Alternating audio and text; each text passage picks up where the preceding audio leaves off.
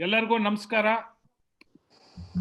ನನ್ನ ಹೆಸರು ಕೆ ಜಯರಾಜ್ ಅಂತ. ನಾನು ಚಂದ್ರಿಕಾ ಗುರುಕುಲ ಪರವಾಗಿ ತಮಗೆಲ್ಲ ಈ ಕಾರ್ಯಕ್ರಮಕ್ಕೆ ಬಹಳ ಸಂತೋಷದಿಂದ ಬರಮಾಡಿಸ್ತೇನೆ. ಇಲ್ಲಿ ಅನೇಕ ಜನ ವಿದೇಶದಿಂದ ಮತ್ತೆ ಡೆಲ್ಲಿಯಿಂದನೂ ಇದ್ದಾರೆ. ಆದ್ರಿಂದ ಗುರುಗಳ ಅನುಮತಿ ಕೋರಿ ನಾನು ಇಂಗ್ಲಿಷ್ ಅಲ್ಲಿ ಹೇಳಕ್ಕೆ ಇಷ್ಟಪಡ್ತೇನೆ. This is the second in the series of our dialogues on faith, reason, and the purposeful life. Our first dialogue was held exactly a month ago, in which Dr. Gururaj Karjagi, the noted thinker and educationist, had a interaction with all of us in the presence of our Swamiji on the same subject, but with different issues being posed before him. We were overwhelmed by the response from the first dialogue in terms of the number of people who participated, as also those who got in through the Chandrika Gurukula video and YouTube link. So this is the second in that series. First, I'd like to welcome His Holiness, the Pitadipati of Sri Vyasaraja Matha, Sri Vidyashishra Tirtharu. He is the 41st pontiff in the line of gurus dating back to 800 years. Sri Vidyashish Tirtharu is a noted Sanskrit scholar and perhaps the foremost exponent of Dvaita philosophy in this country. He is a researcher, teacher, educationist, and was earlier Vice Chancellor of Sri SVM, that is Sanskrit Vidyapita in Tirupati. He is also a translator. He has won many awards and he has adorned our Pita since the past 3 years. It is at his best and his direction that this dialogue is being attempted. So on your behalf and on my behalf, I'd like to extend a very warm welcome and my respectful salutations to His Holiness. Our panelists this evening are two very distinguished people. The senior advocate, founder of Just Law, Vice President of the All India Bar Association, Shri S.S. Naganand. Mr. Naganand, ನಮ್ಮೆಲ್ಲರ ಪರವಾಗಿ ನಿಮಗೆ ಬಹಳ ಸಂತೋಷದಿಂದ ಮತ್ತು ಆಧಾರದಿಂದ ಬರಮಾಡಿಸ್ತೇವೆ. ಧನ್ಯವಾದ. Thank you. In addition to all his prowess, Sri Naganand is also a very deep spiritual and religious thinker, and I think it is entirely appropriate that he should participate in this dialogue. Our other panelist is the distinguished police officer Gopal Hosur. Welcome, Mr. Hosur, to this dialogue. Thank you. Gopal is also a dear friend of mine. ಅದೆಲ್ಲ ಏನು ಇಲ್ದಿರ ಬರೀ And Gopal in a way integrates the yin of good policing with the yang of being a great humanist. And so his helpful attitude has earned him kudos among society. And today, even as he is the CEO of a very major hospital battling with some major labor issues, that he is here despite all that is an indication of his commitment to this dialogue. It is also my very great pleasure to welcome other distinguished invitees today, notably Honorable Justice M.N. Venkatachalaya, Shri N.R. Narayan Murthy, Shri S.L. Rao, Dean R. Sudarshan, Dr. Suma Sudhindra, my sister Meera from the United States, and several others. Please excuse me if I don't name you one by one, but I'm very grateful that you have joined. Very briefly, without taking too much time, let me explain the purpose why we are here today and how we intend to conduct this dialogue. We are all living in very uncertain times, and as we see the kind of trouble and anxiety around us, many fears are raised in our mind. How do we cope with this kind of uncertainty in our daily lives? Secondly, how do we combine a professionally satisfying life with purpose so that we can come out on top of whatever we are doing. Thirdly, is there a dichotomy between our working life and our personal life? If so, how can we bridge it? And finally, what is the role and scope for spiritual endeavors in our daily life? And how do we combine all this in order to lead a good, purposeful life? During the 6 months of lockdown, we have been inundated by webinars, all of which have focused on our professional lives, all of which have to do with our workplace. But there are very few that look inwards, look at us as individuals. And this dialogue in faith, reason, and the purposeful life under the auspices of the Chandrika Gurukula is an attempt to explore this inwards. So the method in which we are going to do it is the following. I have a series of 5 questions. I will pose these questions to Sri Naganan and Sri Gopal Hosur because they will look at it in terms of their professional and personal standing and respond to it. After they give the response to each one of these questions, I will request His Holiness to please give his perspective so that the set of questions that are asked are well-rounded. So this will be the way in which we will proceed. And what I would request all of us to do is, if you have anything to ask, you may use the chat box and please send your chat in it. If time permits at the end, we will also, you can raise your hand and I can also request you to please respond. That is the way in which you are going to do this dialogue. Welcome again. And now, without much ado, I will pose the first of questions. We will begin with Sri Naganan, and after that, Gopal, and finally, on each question, I'll request His Holiness to respond.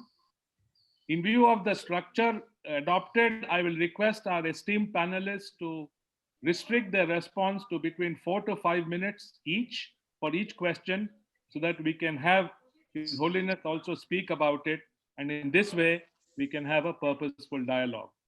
This whole thing is being recorded, and anybody interested, we can send the recording so that it will be a reference for you for the future.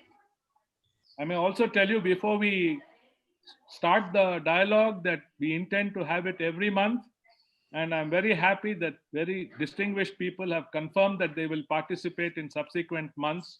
So this will be a continuum that I hope will be of use to all of us. My first question to Mr. Naganan, followed by Gopal, is what are the differences in the manner you lead your personal and professional life? Please indicate your crucial beliefs. I will begin with Sri Naganan. Sir. Most Holiness, ತಮ್ಮ ಚರಣಗಳಿಗೆ ಸಾಷ್ಟಾಂಗ ನಮಸ್ಕಾರ ಮಾಡಿ ಈ ಕಾರ್ಯಕ್ರಮದಲ್ಲಿ ಭಾಗವಹಿಸಕ್ಕೆ ತಮ್ಮ ಅನುಮತಿ ಕೊಡ್ತಾ ಇದ್ದೇನೆ. ಜಯರಾಜ್ ಅವರು ಈ ಕಾರ್ಯಕ್ರಮಕ್ಕೆ ಒಂದು ನೇತೃತ್ವ ತಗೊಂಡು ಬಹಳ ಗಂಭೀರವಾದ ವಿಷಯಗಳನ್ನ ಒಂದು ಸರಳವಾದ ಒಂದು ರೀತಿಯಲ್ಲಿ ನಾವೆಲ್ಲ ಚರ್ಚೆ ಮಾಡಬೇಕು ಅಂತ ಹೇಳಿ ಇದನ್ನ ನಿಯೋಜನೆ ಮಾಡಿದ್ದಾರೆ. ಮೊದಲು ಅವರಿಗೆ ಧನ್ಯವಾದ. ಚಂದ್ರಿಕಾ ಗುರುಕುಲಕ್ಕೆ ಒಂದು ದೊಡ್ಡ ಧನ್ಯವಾದ ಹೇಳಲೇಬೇಕು. ಇಲ್ಲೇ ಹೋದ್ರೆ ಜಯರಾಜ್ ಅವ್ರು ಹೇಳ್ದಂಗೆ ಈ ನಡುವೆ ಕಾರ್ಯಕ್ರಮಗಳು ವೆಬಿನಾರ್ಗಳು ನಡೀತಾ ಇರೋದು ನಮ್ಮ ಪ್ರೊಫೆಷನಲ್ ಲೈಫಿಗೆ ಏನ್ ಬೇಕು ಅದನ್ನ ನಾವು ಉತ್ತೇಜನಕ್ಕೋಸ್ಕರ ಮಾಡ್ತಾ ಇದ್ದಾರೆ. ಆದ್ರೆ personal life and problems of society ಈ ಎರಡನ್ನ ನಾವು ಹೇಗೆ ನಮ್ಮ ಚಿತ್ತ ಹೇಗೆ ಸರಿಯಾಗಿ ಇಟ್ಕೊಳ್ಬೇಕು ಅನ್ನೋದ್ರ ಬಗ್ಗೆ ಈ ಕಾರ್ಯಕ್ರಮ ನಿಯೋಜನೆ ಮಾಡ್ತಾ ಇದ್ದಾರೆ. ಅದಕ್ಕೆ ಚಂದ್ರಿಕಾ ಗುರುಕುಲಕ್ಕೆ ನಾವು ಕೃತಜ್ಞತೆ ನೀಡಲೇಬೇಕು. We have a set of such eminent people before me on the screen that I am filled with trepidation. What can I say to personalities such as Justice Venkatachalaya, Sri Gururaj Karajgi, Sri Narayan Murthy, Sri S.N. Rao, and the galaxy of people and my co-panelist, Sri Gopal Hosur. There's, I think, very little that I can contribute. In fact, I did tell Mr. Jairaj, I'm not any great scholar, so I'm at a loss to understand why you want me to be one of the panelists. But on his insistence, I thought, let me just share some thoughts that I have about. The first question relates to the relationship and the manner in which one should lead our professional life and personal life. I personally think that the greatest bane of Indian society has been that we are in a position to clearly demarcate what we do in a temple and what we do outside the temple, which I think is a peculiar characteristic that we have in India. When we go to the temple, ಎಲ್ಲರಿಗೂ ದೇವ್ರ ನಮಸ್ಕಾರ ಮಾಡ್ತೀವಿ, ಉರುಳು ಸೇವೆ ಮಾಡ್ತೀವಿ, ದಕ್ಷಿಣೆ ಹಾಕ್ತೀವಿ, ಹುಂಡಿನಲ್ಲಿ ದುಡ್ಡು ಹಾಕ್ತೀವಿ.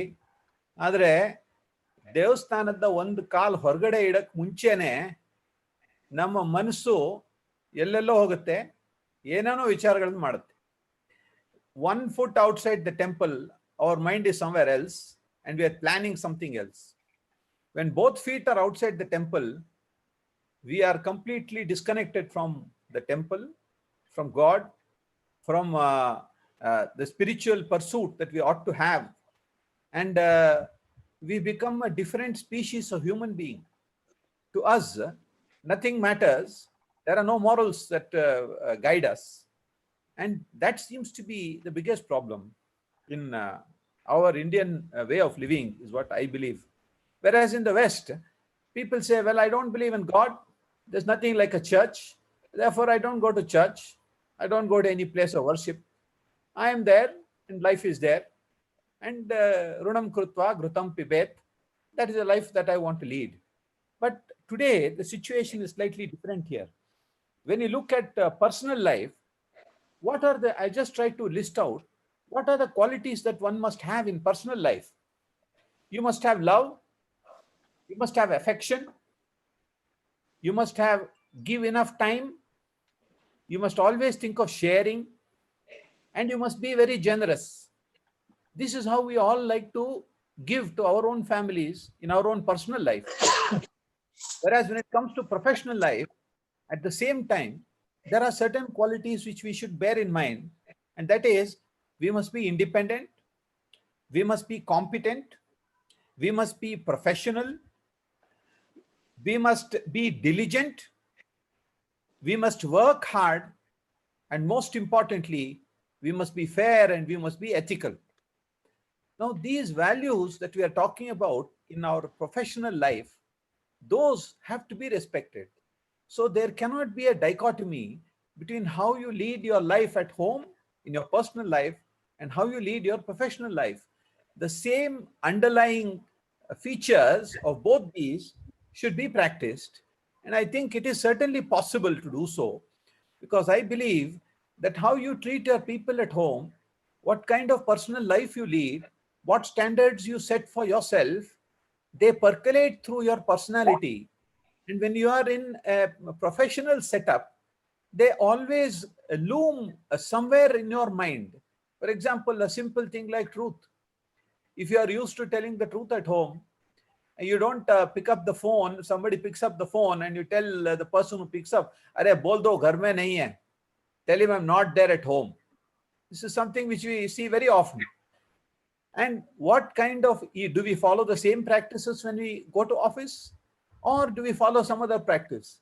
A simpler and a right thing of doing would be, pick up the call and tell him, "Sir, I'm here. I'm very sorry I cannot speak to you now. I will fix the time and I will speak to you." Or tell him frankly that I'm not ready with something. So these human values which we need to bear in mind, I think those are the founding facts, the foundational basis of our existence is being ethical and moral. And I think that is the common feature in both our personal life and professional life. I think that seems to be the catchword, which I think is very useful for us to bear in mind. That's my answer to this question. Thank you, Naganand. And as a very experienced and trained lawyer, you're stuck to the 5-minute deadline. Thank you, sir. I now pose the question to Gopal, namely, what are the differences in the manner you lead your personal and professional life? Please indicate your crucial beliefs. Mr. Hosur. ಪ್ರಾರಂಭದಲ್ಲಿ ವ್ಯಾಸರಾಜ ಮಠದ ಪೀಠಾಧಿಪತಿಗಳಾದಂತಹ ವಿದ್ಯಾಶೇಷ ತೀರ್ಥರಿಗ ಪಾದಗಳಿಗೆ ನಮಸ್ಕರಿಸುತ್ತಾ, let me begin with a caveat, because we have distinguished panel here, galaxy of distinguished people from all professions, that there are two parts to this caveat. The first part is that I had told Jairaj sir that I would not be the right person for such a galaxy of people to address or talk about my own self or my views on these subjects. It is always good to know Mr. Jairaj, be benefited by his knowledge, eloquence, and support, but it is not always good to be his subordinate, because he will squeeze the maximum efficiency out of people who work under him. That has been my understanding. That is the reason why he has been able to give so much of output in whatever profession that he took on. The second caveat is, for 34 long years, I have been chasing crime and criminals. I have always been talking to mobs, boisterous mobs, and used force to disperse them.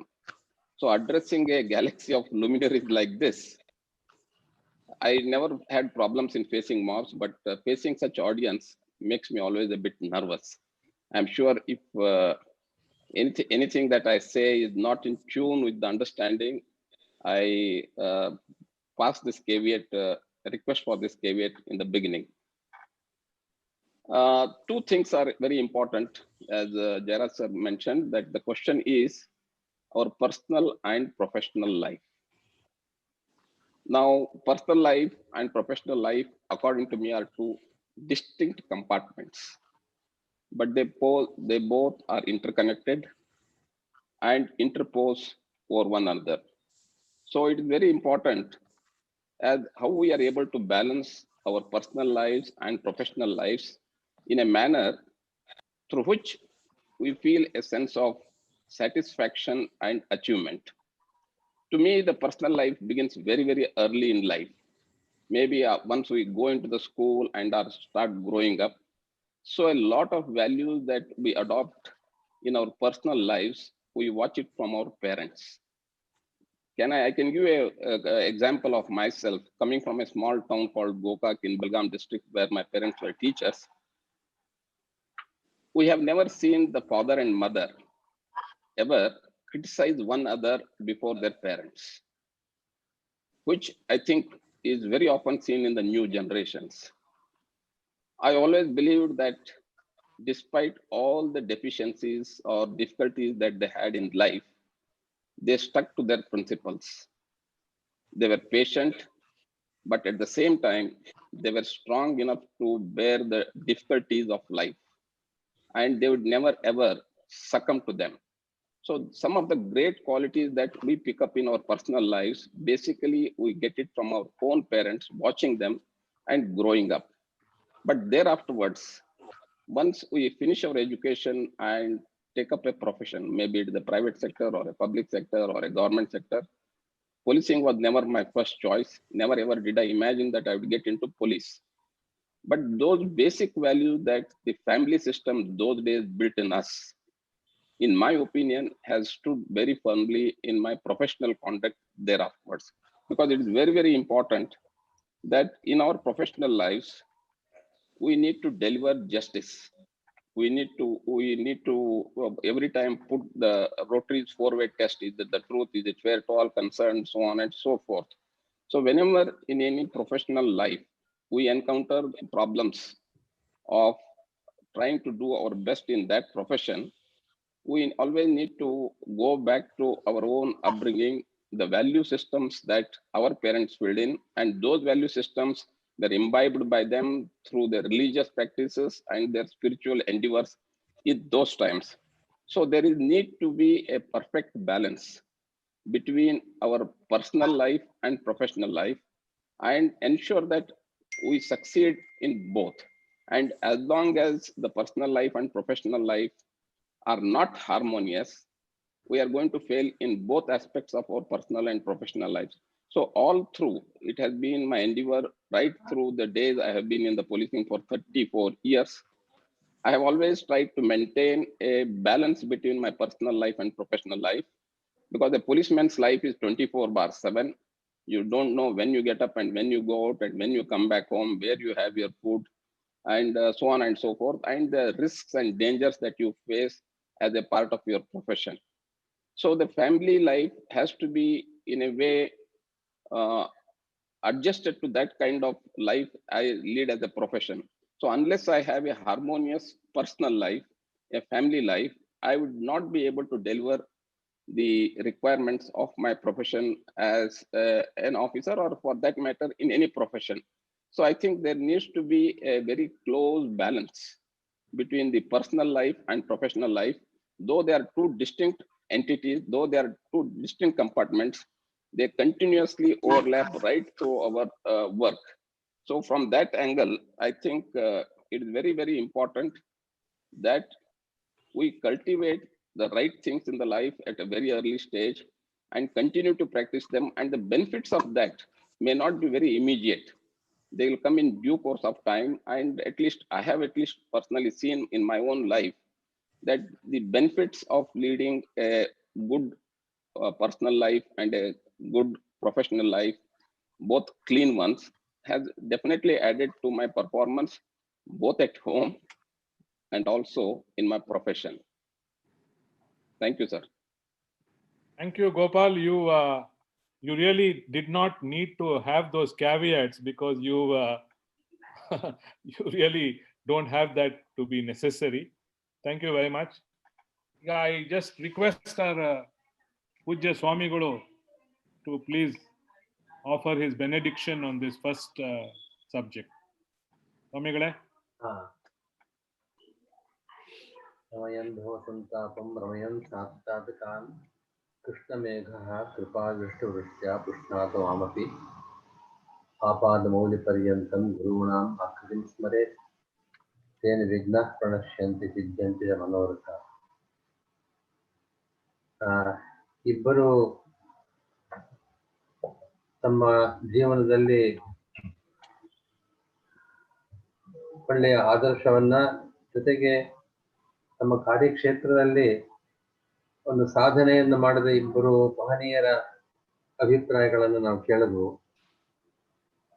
ನಮ್ಮ ವೈಯಕ್ತಿಕ ಜೀವನದಲ್ಲಿ ಮತ್ತು ನಮ್ಮ ಉದ್ಯೋಗಕ್ಕೆ, ನಮ್ಮ ವೃತ್ತಿಗೆ ಸಂಬಂಧಪಟ್ಟಂತಹ ಜೀವನದಲ್ಲಿ ಯಾವ ರೀತಿಯ ಸಂಬಂಧಗಳಿದೆ, ವ್ಯತ್ಯಾಸಗಳಿದೆ, ಅದರ ಪರಿಣಾಮ ಏನು ಅಂತ ಅನ್ನೋದನ್ನ ಇಬ್ಬರು ಕೂಡ ಬಹಳ ಚೆನ್ನಾಗಿ ತಮ್ಮ ತಮ್ಮ ಅಭಿಪ್ರಾಯವನ್ನ ವ್ಯಕ್ತಪಡಿಸಿದ್ದಾರೆ.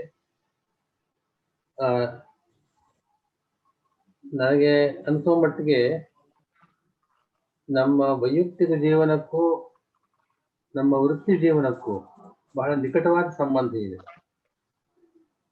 ಯಾವ ವ್ಯಕ್ತಿ ತನ್ನ ವೈಯಕ್ತಿಕ ಜೀವನದಲ್ಲಿ, ತನ್ನ ಸಂಸಾರದಲ್ಲಿ, ತನ್ನ ಮನೆಯಲ್ಲಿ, ತನ್ನ ಪರಿವಾರದ ಬಗ್ಗೆ ಗೌರವಾದರಗಳನ್ನ, ಪ್ರೀತಿಯನ್ನ, ವಿಶ್ವಾಸವನ್ನ, ಒಂದು ನಿಷ್ಠೆಯನ್ನ, ತನ್ನ ಕರ್ತವ್ಯ ಪ್ರಜ್ಞೆಯನ್ನ ಯಾರು ಬೆಳೆಸ್ಕೊಂಡು ಬಂದಿರ್ತಾನೆ, ಆ ಮನುಷ್ಯ ತನ್ನ ವೃತ್ತಿ ಜೀವನದಲ್ಲೂ ಕೂಡ, ವೃತ್ತಿ ಜೀವನದ ಕ್ಷೇತ್ರ ಬೇರೆ ಇರಬಹುದು, ಆದರೆ ಆ ಮೂಲಭೂತ ಗುಣಗಳು ಮಾತ್ರ ಅವನಿಗೆ ತನ್ನ ವೃತ್ತಿ ಜೀವನದಲ್ಲಿ ಒಂದು ಮಾರ್ಗದರ್ಶಿಯಾಗಿರುತ್ತೆ.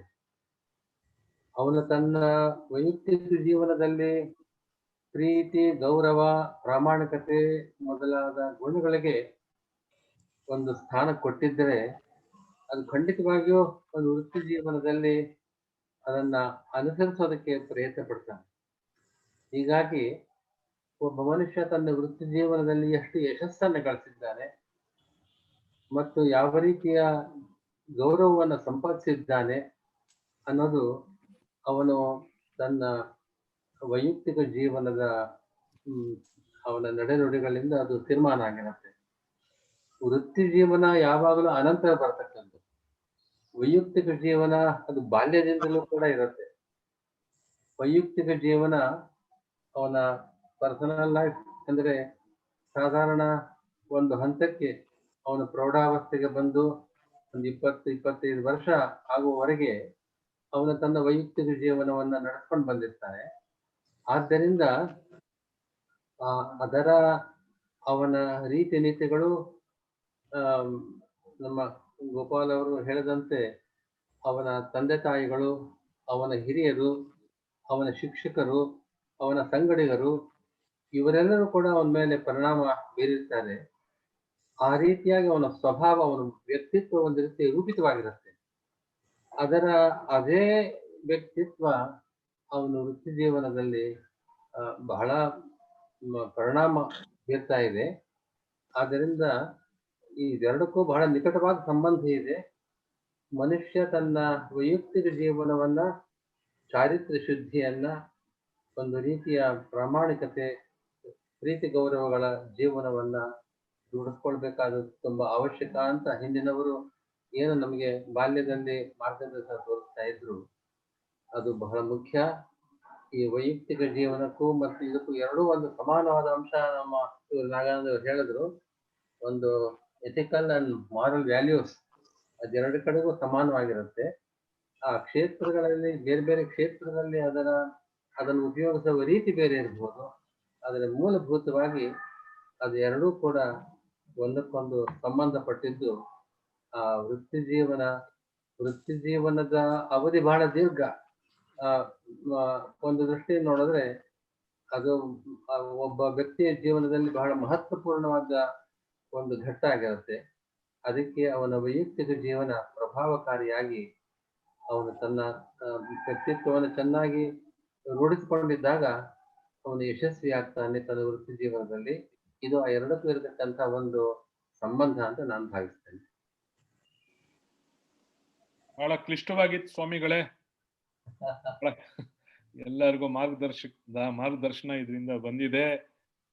ಈಗ ಎರಡನೇ ಪ್ರಶ್ನೆ, I will pose the second question to Shri Naganand and then Gopal.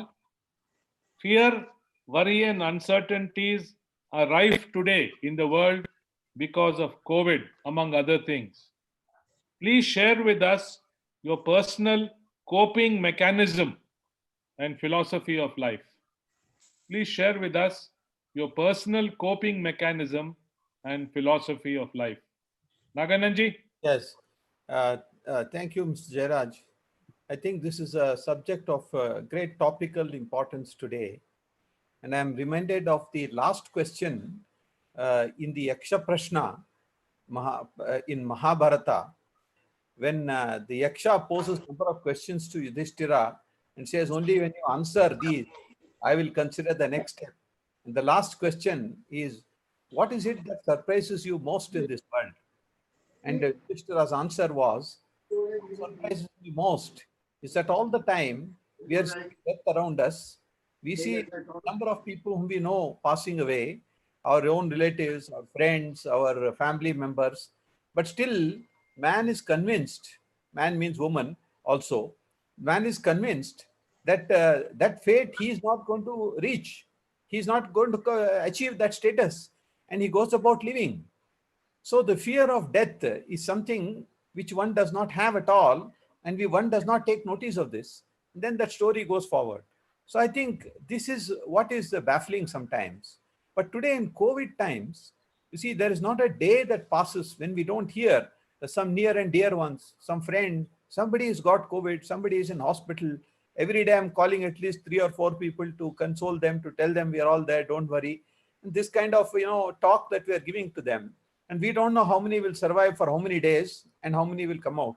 So this fear, the death is actually presenting itself very close to us now.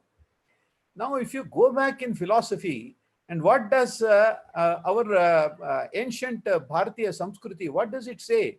It says, Jatasya dhruvo mrityuhu. That means, once you are born, the certainty is death. The unfortunate part is that this philosophy has completely been lost track of, and we don't think about it. Now, at least, thanks to COVID, this Jatasya dhruva mrityuhu is becoming more pronounced, and people are realizing it now. Now, how do you cope with a situation like this? I think we need to go back. I'm going to quote Advaita philosophy with due reverence to Swamiji, because he comes from the other school of Dvaita philosophy, but ultimately it does not make any difference in my very respectful view. The Advaita philosophy says that there is only one God on which we are both agreed, the Dvaita and the Advaita. And it says that God is the indweller. And it makes a distinction, and that's where some differences are there, that the body is different from God, and God alone is permanent, and the body is impermanent. I think this is very easy for anybody to understand. Body is impermanent, everybody knows. We are born, we grow, we become fat, we become thin, we become old, and then we leave the body. The body dies. Now, this is something which everybody knows. You don't need great philosophy to think about it. But to be convinced that there is a divinity inside you, and that God is the one, Dehi, Deha and Dehi. This is what expression. Deha is the body, Dehi is the indweller. So there is an indweller in it. I say, this is my hand. What does that mean? That means there is an owner. Who is the owner? My. When you say my, somebody is saying this belongs to me. So who is that me? And that is God. Now, when you look at it like this and say, God exists everywhere, God is in you, you have to go and reach that stage when you recognize this. So the only way philosophers tell us, and Advaita also tells us, the only way in which you can actually achieve this level of appreciating that God is in you, and you, the body, is different from God, is that you must slowly reduce all your desires. You must reduce your attachments. And once you do that, and your mind goes expansive, and the famous words of Vasudhaiva Kutumbakam, which we have heard of, that the whole world is one family, and there is no distinction between one person and the other person. This is one thing which we need to cultivate, a ceiling on desires. As Bhagwan Sri Satyabhai Sai Baba always used to say, you reduce your desires, you curtail your desires, then things will start falling in place. This is the first thing. How you have to cope up is this. The second thing is, you have to have some spiritual practice. You have to go into meditation. Meditation is not something very esoteric which you have to go to Himalayas to do. Meditation, as Om Swamiji puts it in one of his beautiful compositions, it is the ability to sit quietly and still your mind and allow it to be in the present. The mind should be in the present. So in other words, our mind is always running. It's so difficult to catch hold of the mind. At least the physical body, as we grow old, we don't feel like getting up from the comfortable sofa we are sitting in. And even to switch on and off the television, we need a remote control now. That's how our life has become. But the mind, we have no remote control for mind. So the only way you can control the mind is this. So I think the way to cope with this uncertainty of life is the fact that you accept that the body is Nashwara, or something which cannot exist all time to come. It has to go. But you need not worry. There's the divinity inside you. And when time comes, you got to have your bags packed and ready to go. I think that is the philosophy which one should cultivate. And if you do that, I mean, I'm not just saying, because I want to say this, but honestly, I believe that this is possible for us to practice it and live it. It is certainly possible. I know of, my own father who met with a health, setback about 10 years before he actually passed away. And when after all the tests were done, and the Dr. Mani asked him, do you want me to tell you the truth? He said, yes, of course you have to tell me the truth. And before he could say anything more, he said, doctor, what is the worst thing that you're going to tell me is that you have very short period to live. I am ready to go. My bags are packed. There's nothing more for me to worry about. So please tell me the truth. Of course, then the doctor said, no, it's not so grave. You're okay. So what I'm saying is a mental attitude. And I think that is very important. That's the way you can actually cope with it, rather than allow your mind to get anxiety and depression and all these things. That I think, so religious practice, spirituality, meditation, and cultivation of a stage where you reduce your desire. I think this seems to be, in my very respectful view, a way in which we can cope with the current situation. Thank you. Thank you, Sri Naganan, for espousing these views so clearly. Now I'll pass it on to Mr. Gopal Hosur. Gopal? I think I may not be as philosophical as Mr. Naganand, but let me give my practical personal examples for the question. This fear, worry, and uncertainties of life, I think they have always existed. And every human being tries to cope up with it. A couple of months back, I never ever had an idea that I would become a chief executive of a hospital, which is a COVID hospital now. And the challenges of responding to the COVID crisis has given me a very threadbare knowledge of the fear, worry, and uncertainties of life. Probably no other time in the world, this kind of fear, worry, and uncertainty was there to the whole of the society, irrespective of region, status, financial, social, political, economical, irrespective of that. I think there is an all-pervading anxiety, and there is an all-pervading fear, worry, and uncertainty of life. Giving my own example, on 24th of May 1993, when everything looked normal, I had a bullet on my neck, right in the middle of the forest. Till then, I did not have fear. But the moment I had that bullet in my neck, which went into my lungs, had to be rushed to hospital, 6 months lying on the bed, undergoing 6 major surgeries with almost 60 inches of my body being stitched, the trachea and the esophagus being reconstructed. That was the time lying on the hospital bed. My worries were, will I survive? If I don't survive, what happens thereafter to the family? Because the children were young. So this fear, worry, and uncertainties are always accompanying us in whatever we do. But then how do we overcome them?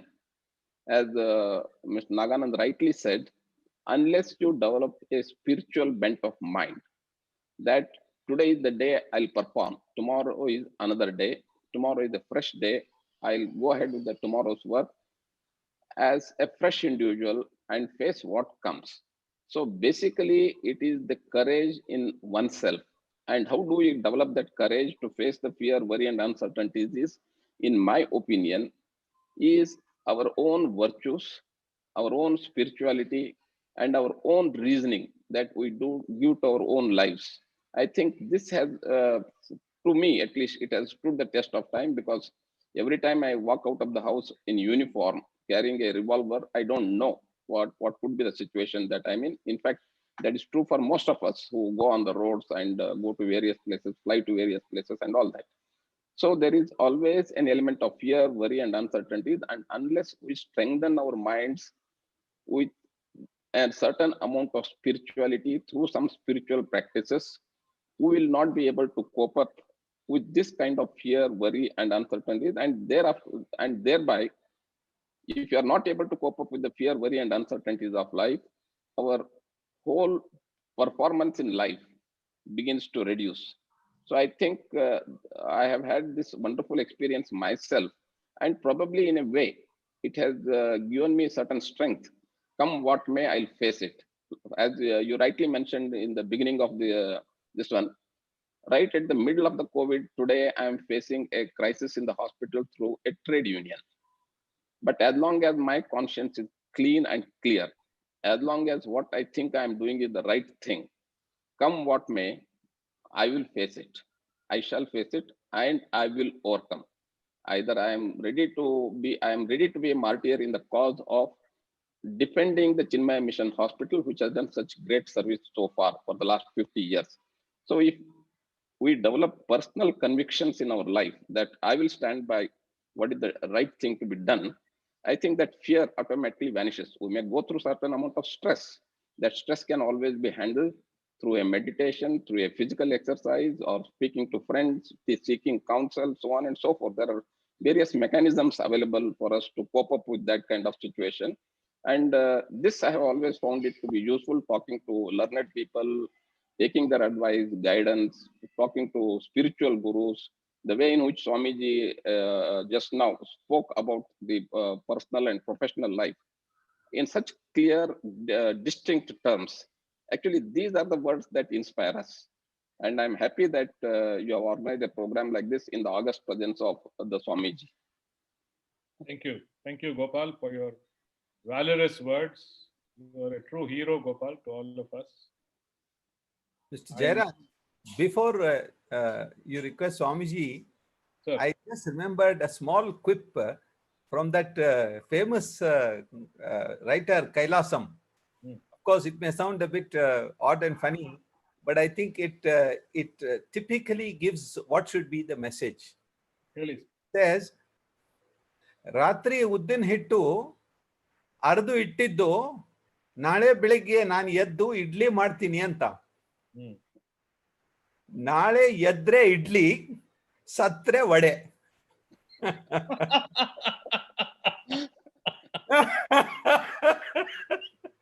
So I think that should be the attitude of life. Beautiful. Thank you, Naganan. Now, ನಮ್ಮ ಪೂಜ್ಯ ಸ್ವಾಮಿಗಳು ದಯವಿಟ್ಟು ಇದಕ್ಕೆ ತಮ್ಮ ವಿಚಾರಗಳನ್ನ ತಿಳಿಸ್ಬೇಕು. ಇಬ್ಬರು ತಮ್ಮ ಅನುಭವದ ಒಂದು ಪರಿಪಾಕ ಅದನ್ನ ಅನೇಕ ಮಾತುಗಳಿಂದ ತಿಳಿಸಿದ್ದಾರೆ. ಎಲ್ಲರಿಗೂ ಇದೊಂದು ನಿಶ್ಚಿತವಾದ ಅಂಶ. ಇಡೀ ನಮ್ಮ ಜೀವನದಲ್ಲಿ ಪ್ರಧಾನ ಪಾತ್ರ ಇರೋದು ಭಯಕ್ಕೆ. ನಮ್ಗೆ ಒಂದು ವಿವೇಕ, ತಿಳುವಳಿಕೆ ಅಥವಾ ವಿಮರ್ಶೆ ಮಾಡುವ, ಆಲೋಚನೆ ಮಾಡುವ ಶಕ್ತಿ ಬರೋದಕ್ಕಿಂತ ಮುಂಚೆಯೇ ಸಣ್ಣ ಮಗುವಾಗಿದ್ದಾಗಲೇ ಇರುತ್ತೆ. ಭಯ ಅದು ಸಹಜವಾಗಿ ಮನುಷ್ಯನಿಗೆ ಮಾತ್ರ ಅಲ್ಲ, ಪ್ರಾಣಿಗಳಿಗೂ ಇದು ಸಮಾನ. ಆ ರೀತಿ ಭಯದಿಂದಲೇ ನಮ್ಮ ಜೀವನ ಪ್ರಾರಂಭ ಆಗತ್ತೆ. ಬೆಳೀತಾ ಬೆಳೀತಾ ಈ ಭಯ ಜಾಸ್ತಿ ಆಗುತ್ತೆ. ನಮ್ಮ ಜ್ಞಾನ ಅಥವಾ ನಮ್ಮ ಪ್ರಪಂಚದ ತಿಳುವಳಿಕೆ ಆಗ್ತಾ ಹೋದಷ್ಟು ನಾನಾ ರೀತಿಯ ಭಯಗಳು, ಸ್ವಂತ ಜೀವನದ ಭಯ, ಹೊರಗಿನ ಭಯ. ಈಗಂತೂ ನೀವು ಕೊಟ್ಟಿರೋ ಒಂದು ಸನ್ನಿವೇಶ, ಈ ಕೋವಿಡ್ ಭಯ ನಮ್ಮ ಕಣ್ಣೆದುರುಗಡೆಗೆ ಒಂದೆರಡು ದಿವಸಗಳಲ್ಲಿ ಆರೋಗ್ಯವಂತ ಅಂತ ಅನ್ಕೊಂಡ್ರೆ ಮನುಷ್ಯ ಇಲ್ಲ ಅಂತ ಆಗುವಂತ ಪರಿಸ್ಥಿತಿಯನ್ನ ಅನೇಕ ಉದಾಹರಣೆಗಳನ್ನ ನಾವು ನೋಡ್ತಾ ಇದ್ದೇವೆ. ಆದ್ರಿಂದ ಮನುಷ್ಯನಿಗೆ ಎಲ್ಲ ರೀತಿಯ ಎಲ್ಲಾ ಕಾಲದಲ್ಲೂ ಭಯ.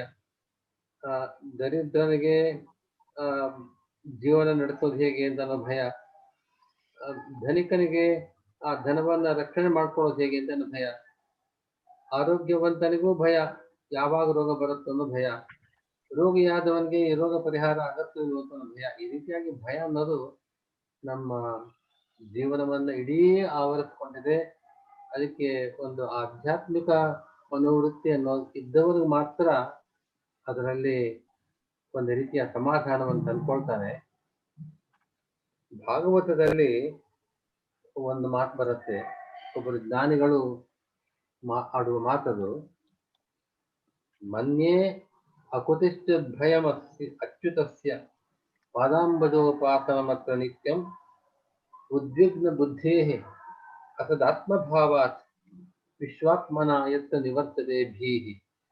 ಈ ಶ್ಲೋಕ ಏನ್ ಹೇಳುತ್ತೆ ಅಂದ್ರೆ, ನಮ್ಮ ಎಲ್ಲಾ ಭಯಕ್ಕೂ ಕಾರಣ ಅಸದಾತ್ಮಭಾವ. ಅಸದಾತ್ಮಭಾವ ಅಂತಂದ್ರೆ ತನ್ನದ್ದಲ್ಲ, ಆದ್ರೆ ಅದು ತನ್ನದು ಆಗ್ಬೇಕು ಅಂತ ಅನ್ನೋ ಒಂದು ಉತ್ಕಟವಾದ ಆಕಾಂಕ್ಷೆ, ಅದನ್ನು ದಕ್ಕಿಸ್ಕೊಳ್ಬೇಕು ಅಂತ ಅನ್ನೋ ಒಂದು ದುರಾಶೆ, ಅದು ದಕ್ಕದೇ ಇದ್ದಾಗ ಮನಸ್ಸಿನಲ್ಲಿ ಉದ್ವೇಗ. ಇದು ಮೂಲಭೂತವಾಗಿ ಪ್ರತಿಯೊಬ್ಬ ಮನುಷ್ಯನಿಗೂ ಜೀವನದಲ್ಲಿ ಅನುಭವಕ್ಕೆ ಬರ್ತಾ ಇದೆ. ಆ ರೀತಿಯಾದ ಭಯವನ್ನ ನಾವು ಬಗೆಹರಿಸ್ಕೊಳ್ಬೇಕಾದ್ರೆ, ಆ ಭಯ ನಮ್ಮ ಜೀವನದಲ್ಲಿ ಕೆಡುಕನ್ನ ಮಾಡದೇ ಇರುವಂತೆ ನಾವು ನಮ್ಮ ರಕ್ಷಣೆ ಮಾಡ್ಕೊಳ್ಬೇಕಾದ್ರೆ ಅವ್ರು ಹೇಳೋ ಮಾತು ಭಗವಂತನಲ್ಲಿ ಭಕ್ತಿ. ರಕ್ಷತೀತ್ಯೇವ ವಿಶ್ವಾಸ ಅಂತ ಒಂದು ಮಾತಿದೆ. ಭಗವಂತ ನಮ್ಮನ್ನು ರಕ್ಷಣೆ ಮಾಡ್ತಾನೆ ಅನ್ನೋ ವಿಶ್ವಾಸ, ಒಂದು ಶ್ರದ್ಧೆ. ಆ ಶ್ರದ್ಧೆ ನಮ್ಮಲ್ಲಿ ಬಲವಾಗಿರಬೇಕು. ನಾವು ಧಾರ್ಮಿಕರು ಅಂತ ನಾವು ಪ್ರತಿನಿತ್ಯ ಪೂಜೆ ಮಾಡ್ತಾ ಇರ್ತೇವೆ, ಎಲ್ಲಿ ಹೋದ್ರು ಕೂಡ ದೇವಸ್ಥಾನಗಳಲ್ಲಿ ಹೋಗೋದು ಈ ಅಭ್ಯಾಸಗಳೆಲ್ಲ ಇರುತ್ತೆ. ಆದರೆ ಮನಸ್ಸಿನಲ್ಲಿ ಆ ದೃಢತೆ ಇರೋದಿಲ್ಲ. ದೇವರು ಇದ್ದಾನೆ, ನಮ್ಮ ರಕ್ಷಣೆ ಮಾಡ್ತಾನೆ ಅಂತನ್ನೋ ದೃಢವಾದ ವಿಶ್ವಾಸ ಇಲ್ಲದೇ ಇದ್ದ ಮನುಷ್ಯ ಅವನು ಪ್ರತಿನಿತ್ಯ ಅಷ್ಟು ಕಾಲ ಜಪ ಮಾಡದೇ ಇರ್ಬೋದು, ಪೂಜೆ ಮಾಡದೇ ಇರ್ಬೋದು. ಆ ಭಗವಂತನಲ್ಲಿ ಒಂದು ಅಚಲವಾದ ನಿಷ್ಠೆ, ನನ್ನ ಹಿಂದೆ ನನ್ನ ಎಲ್ಲ ಕಡೆಗೂ ಇರತಕ್ಕಂಥ ಭಗವಂತ ನನ್ನ ರಕ್ಷಣೆ ಮಾಡ್ತಾ ಇದ್ದಾನೆ ಅಂತ ಅನ್ನೋ ಒಂದು ಆ ದೃಢತೆ ಇದ್ದವನಿಗೆ ಅವನು ಭಯ ಪರಿಹಾರ ಆಗತ್ತ, ಅವನಿಗೆ ಧೈರ್ಯವಾಗಿ ಇರಬಲ್ಲ. ಆದ್ದರಿಂದ ನಮ್ಮ ಆಧ್ಯಾತ್ಮಿಕತೆಯ ತಿರುಳು ಅಂತಂದ್ರೆ ನಮ್ಮ ಆಸ್ತಿಕತೆ, ನಮ್ಮನ್ನು ರಕ್ಷಿಸುವ ಶಕ್ತಿ, ಅಗೋಚರವಾದ ಒಂದು ಶಕ್ತಿ, ಇಡೀ ಜಗತ್ತನ್ನ ನಿಯಂತ್ರಣ ಮಾಡತಕ್ಕಂಥ ಒಂದು ಶಕ್ತಿ ಇದೆ. ಆ ಶಕ್ತಿಯ ಮುಂದೆ ನಾವು ಅಲ್ಪರು. ಆದರೆ ನಾವು ಆ ಶಕ್ತಿಗೆ ತಲೆಬಾಗ್ತೇವೆ. ಆ ಭಗವಂತ ನಮ್ಮನ್ನ ರಕ್ಷಣೆ ಮಾಡ್ತಾನೆ ಅಂತ ಅನ್ನೋ ವಿಶ್ವಾಸ, ಈ ವಿಶ್ವಾಸ ಇದ್ದವನಿಗೆ ಎಂಥ ಒಂದು ದುರ್ಭರವಾದ ಸ್ಥಿತಿಯಲ್ಲೂ ಕೂಡ ಧೃತಿಗೆಡದೆ ಅವನು ಮತ್ತೊಬ್ಬರಿಗೂ ಕೂಡ ಧೈರ್ಯ ತುಂಬಬಲ್ಲ. ಅದರಿಂದ ಆ ಭಗವಂತನಲ್ಲಿ ಭಕ್ತಿ, ಭಗವಂತನಲ್ಲಿ ವಿಶ್ವಾಸ ಬೆಳೆಸ್ಕೊಳ್ಬೇಕು. ಈ ಸ್ಥಿತಿ ನಮಗೆ, ಈ ಕೋವಿಡ್ ಈ ಪರಿಸ್ಥಿತಿ ನಮಗೆ ಇಂಥ ಒಂದು ಮನಸ್ಥಿತಿ ಎಲ್ಲರಿಗೂ ಅವಶ್ಯಕವಾಗಿದೆ. ಅದಿಲ್ಲದೆ ಎಷ್ಟೋ ಜನ ಕೋವಿಡ್ ಬರುತ್ತೆ, ತಮಗೆ ಬಂದಿರೋದಿಲ್ಲ, ಬರಬಹುದು ಅಂತ ಅನ್ನೋ ಭಯದಿಂದ ಆತ್ಮಹತ್ಯೆ ಮಾಡ್ಕೊಳ್ತಾ ಇದ್ದಾರೆ ಅಂತ ನಾವು ಸುದ್ದಿ ಕೇಳ್ತೇವೆ. ಅಂಥವರಿಗೆ ಧೈರ್ಯ ತುಂಬಬೇಕಾದ್ರೆ ಆ ಭಗವಂತನಲ್ಲಿ ಶ್ರದ್ಧೆ, ಭಕ್ತಿ ಅದೇ ಮುಖ್ಯವಾದದ್ದು ಅಂತ ನಾನು ಭಾವಿಸ್ತೇನೆ. ಬಹಳ ಸಂತೋಷ ಸ್ವಾಮಿಗಳೇ, ತಾವು ಬಹಳ ಒಳ್ಳೆ ಉತ್ತರ ಕೊಟ್ಟಿದ್ದೀರಾ. ಗುರುರಾಜ್ ಕರ್ಜಿಗಿನೂ ಇಲ್ಲಿ ಕೂತಿದ್ದಾರೆ. ಗುರುರಾಜಿ, ಬಹಳ ಬ್ರೀಫ್ ಆಗಿ ಏನಾದ್ರು ತಾವು ರಿಯಾಕ್ಟ್ ಮಾಡ್ತೀರಾ? ಸ್ವಾಮೀಜಿ ಹೇಳದ್ ಬಹಳ ಚೆನ್ನಾಗಿದೆ ಸರ್. ಒಬ್ಬ ಸೂಫಿ ಸಂತೆ ರಬಿಯಾ ಅಲ್ ಅದಾವಿಯಾ ಆಕೆ ಹೇಳ್ತಾಳೆ, ಭಗವಂತನಲ್ಲಿ ಶ್ರದ್ಧೆ ಇದ್ರೆ ಎಂಥ ಕಷ್ಟಮಯ ಪರಿಸ್ಥಿತಿ ಕೂಡ ಸ್ವೀಕಾರಾರ್ಹ ಆಗ್ತದೆ ಅಂತ. Everything becomes acceptable if you have complete faith in God. And we have seen many examples in our mythology and stories that only people have conviction and faith in God have been successful in getting over the problems of life. Ultimately, as Swamiji said, it is my faith in God which allows me to wade through these terrible times. Thank you, Guruji. Thank you very much for your comment. ಮೂರನೇ ಪ್ರಶ್ನೆ, ಇದು core of the questions anta helbodu, and I request the panelists to respond in terms of their own experiences. From your experience, is there a division between faith and reason? Does faith lead to superstition and rituals? Is there a divide between faith and reason, and does faith lead to superstition and ritual? Nagananji? Thank you, Mr. Jairaj. I think it is important for us to reflect deeply on this. Now, religion is different from spirituality. Religion is following a particular course of action which is prescribed by that religion. So, if you are a Muslim, you follow all the tenets of Islam. If you are a Hindu, then you follow the principles and teachings of Hinduism. In the same way for other religions also. Now, this question of faith, it has nothing to do with religion. Now, if you sit on a chair, if you are fairly certain that the chair is not going to collapse, then you will sit on it. But if you are uncertain that, my weight, this chair may not take, and you sit on it and it still stands your weight, then you are happy.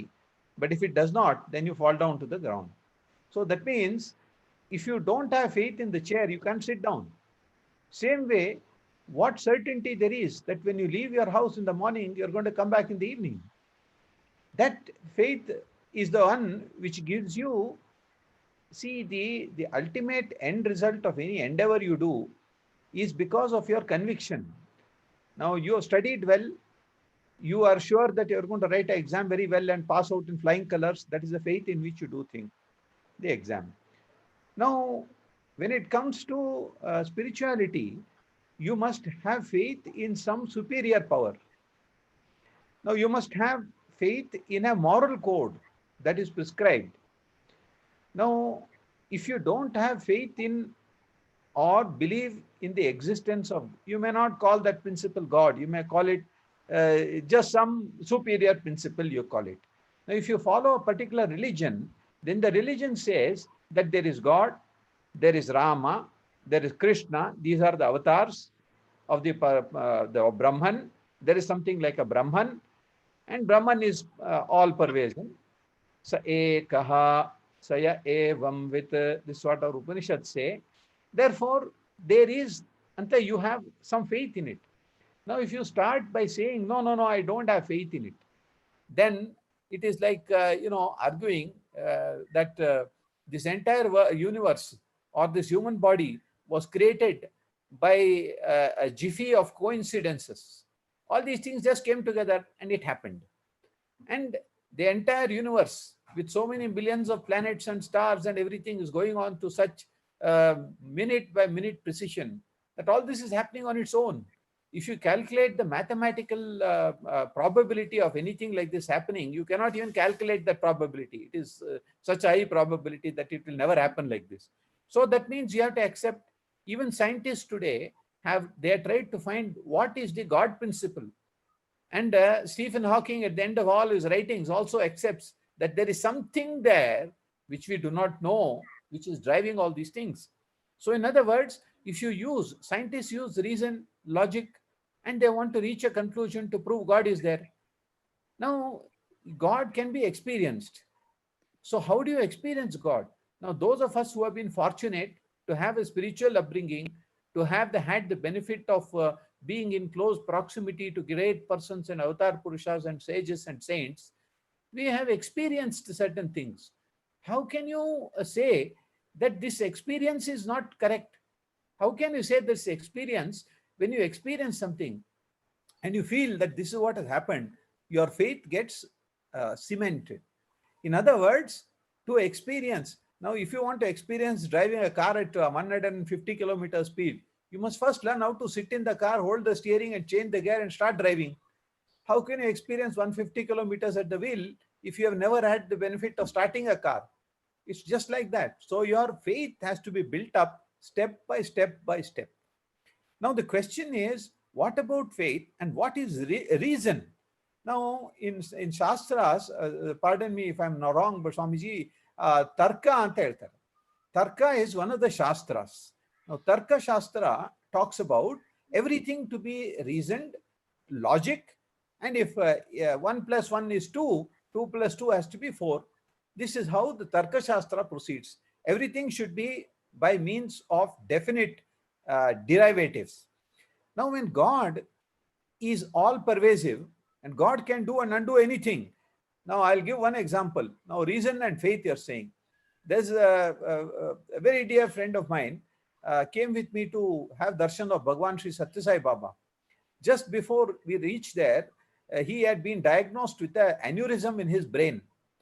And all his brothers-in-law are famous doctors, the biggest doctors, the names that you see in Bangalore are their family members. So they all were very worried. He came with me. He never even told me this.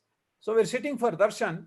Swamiji came out and he looked at me and I mentioned to him, Swami, nan jate iವರು ಬಂದಿದ್ದಾರೆ ನಮ್ಮ ಮಿತ್ರರು ಸ್ವಾಮಿ ದರ್ಶನಕ್ಕೆ ಅಂತ. So he didn't say anything. He looked at him, smiled. He was sitting next to me. So while he's talking to me, Swami put his hand on his head and said, Santosha Bangaru, Santosha Bangaru. That's all that happened. Adu mugsi Bangalore bandru, his headache vanished. He went back to his famous brothers-in-law. They did all the tests and they said, what, is there something wrong with the earlier X-ray and CT now? There's no aneurysm. It's just vanished. Now, what do you say for this? Where is Tarka? Where is reason? It cannot exist. It is something which I have seen. There's one more I have seen. I can go on narrating these experiences. But the thing is that you have got to experience it. And when you experience it, reason has to give way. Reason, Tarka, even our Advaita philosophy, Shankar Bhashya also says, there's a limit to Tarka and it cannot go beyond it. Therefore, I think it is important for us to realize that reason is different. Reason has its limitations, and therefore we have to have greater faith is what I believe the way forward. Thank you. Thank you, Nagananji. Very, very strongly and well put. I'll now pass it on to Gopal for his opinion.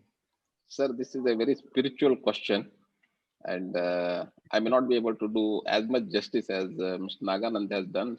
Definitely not as much.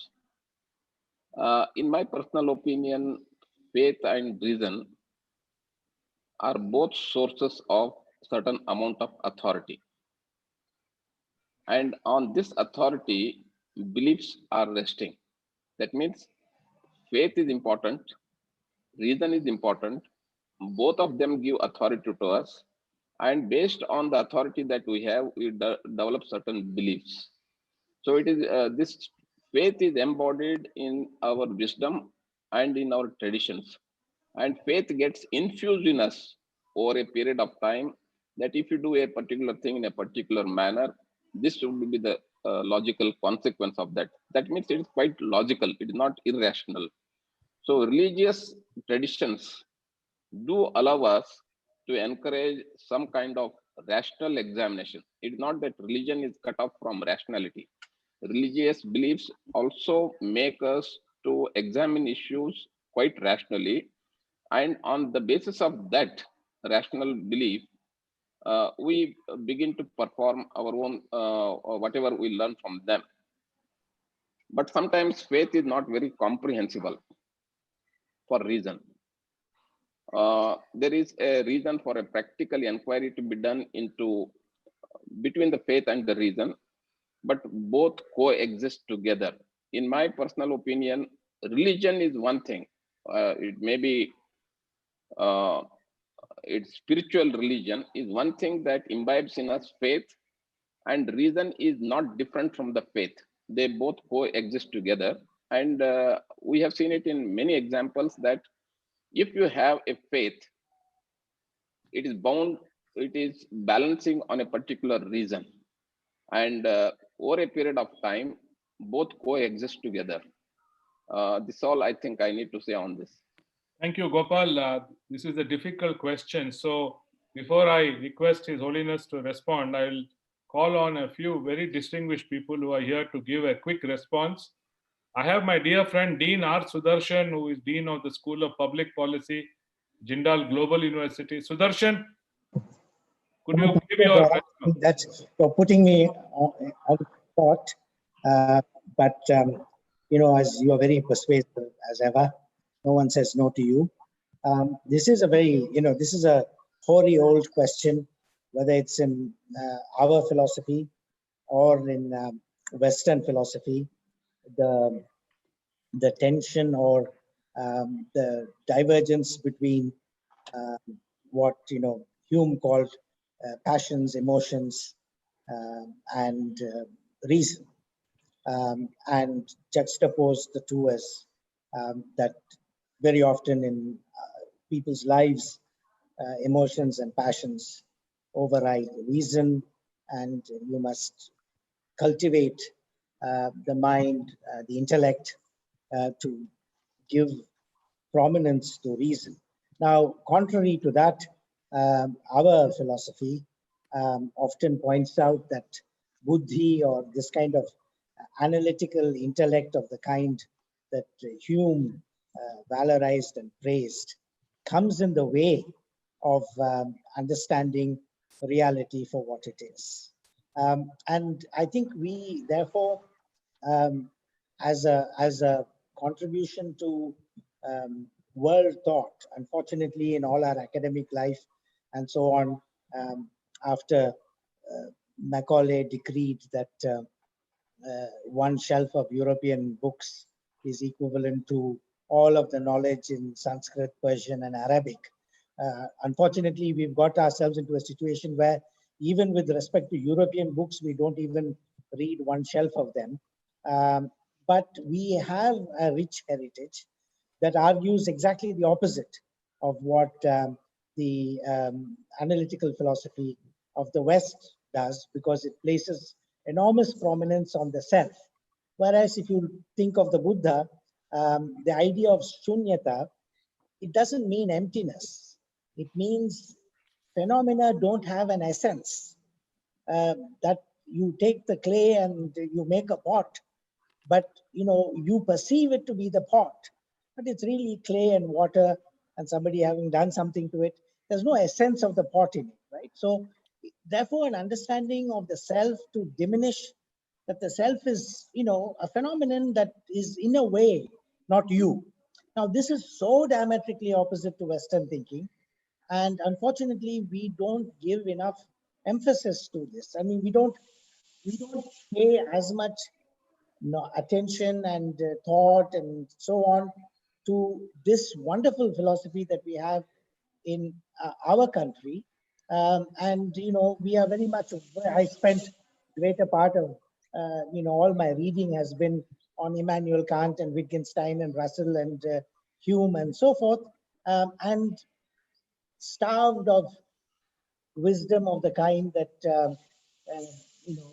Naganand just gave us. So I think all I would say is these are questions that we have to resolve in our own minds, each of us, but a dialogue of this kind is vitally important. And it's very much more important because the world has changed so much. We are going to face, the entire planet is at risk. And this is the time when we need to grasp some of these ideas about what is the rock upon which faith is to be founded, what is the role of reason, what are the limits of reason. Thank you, Sudarshan. Thank you for this impromptu reply. I'm sorry I made a cold call on you. I knew that you would not disappoint me. I want to ask Geeta Rao to please respond. Geeta, can you move towards the thing? Would you like to say anything, Geeta, on faith and reason? Unmute, Geeta, unmute. Unmute,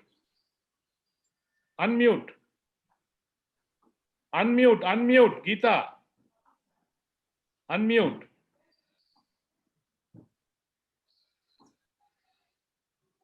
No. You're still on mute. Okay. It's on the bottom left-hand corner. Bottom, yes, fine. Go ahead. Can you hear me now? Yes, please. Oh, no, I am not at all qualified to speak on the subject. I have some views, but well, all right, I have, since I was about 14, always questioned faith. I mean, I probably would be very unpopular with this panel, but that's what I am, that's who I am. And coming from religious Orthodox backgrounds, my grand uncle and other relatives, very, how we are Madhava Brahmins, we are Orthodox practitioners. But I also saw that one of the points that I think, I'm not sure who brought up, perhaps Mr. Sudarshan, is that there was a lot of superstition that went with the religion and the faith. Faith, I think, is a gift, frankly. I think you have to be blessed with faith. Not everybody is blessed with that. So it is difficult for somebody like me. I'm certainly not blessed. About religion, I genuinely believe that it should be a personal thing. It's your own belief, it's your own faith, but it is not something that should be imposed on society. And we've all seen, the difficulties that arise when it is imposed on society.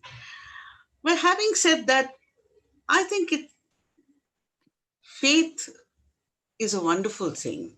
And as somebody said, by and large, you find that it is based on some reason. I mean, I've had the opportunity to meet a couple of months ago. I met somebody from Africa, from the Amazon area, and we were talking about a particular item of a social practice.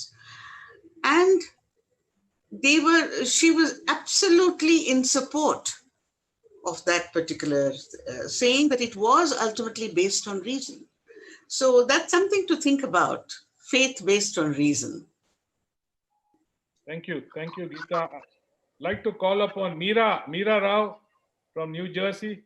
Meera, quick comments. Sure. I think there's a great distinction to be made between faith in God and faith in life. And in my mind, faith in life means there are certain immutable processes that we're all governed by. So for instance, chances are, if you study well and apply yourself and make the right connections, do the right things, that your life will come out in a certain way, So I think it's important to distinguish the two, because faith in God is a very interior and personal and intense process. And faith in life is just a reassurance that systems exist, processes exist. You have to apply your mind to make sure you understand them and abide by them. And if you do all the things properly, that your end result most of the time you will be able to predict it, and therefore you will achieve whatever you want to do. So having said that, I do agree with the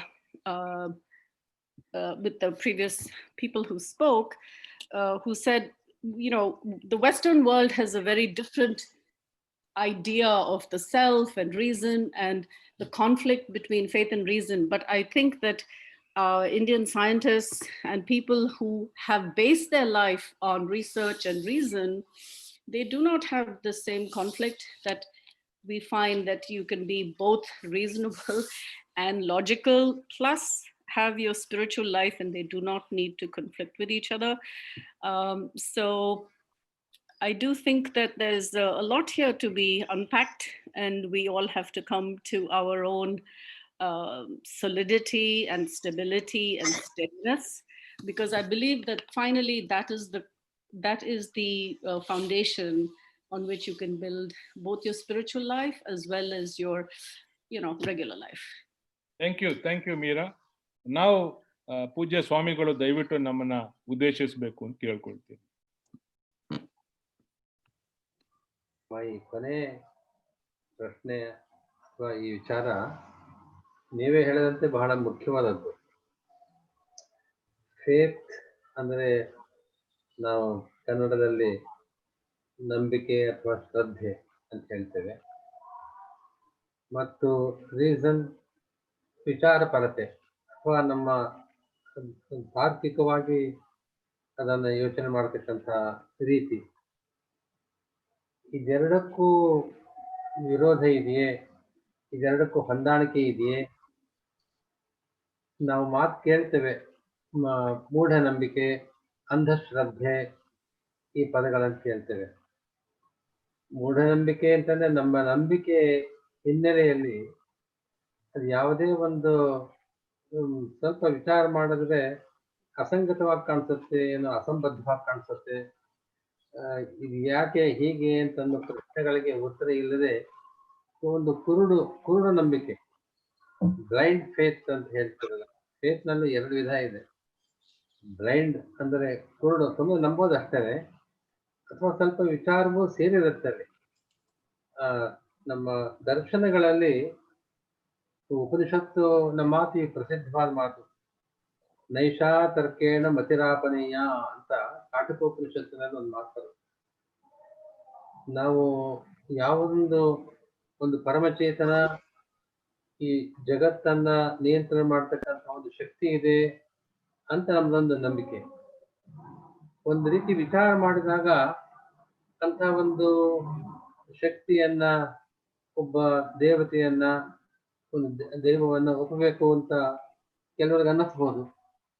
ಕೆಲವರು ಬೇಕಾಗಿಲ್ಲ, ಎಲ್ಲವೂ ಕೂಡ ಸಹಜವಾಗಿ ಅವನು ತರ್ಕಬದ್ಧವಾಗಿ ಒಂದು ನಿಯಮಬದ್ಧವಾಗಿ ತಾನಾಗಿಯೇ ನಡೀತಾ ಇದೆ. ನಿಯಮಬದ್ಧವಾಗಿ ತಾನೇ ನಡೆಯತಕ್ಕಂತಹ ಒಂದು ಈ ಜಗತ್ತಿನ ಒಂದು ಅದ್ಭುತವಾದ ವಸ್ತು ಇದು.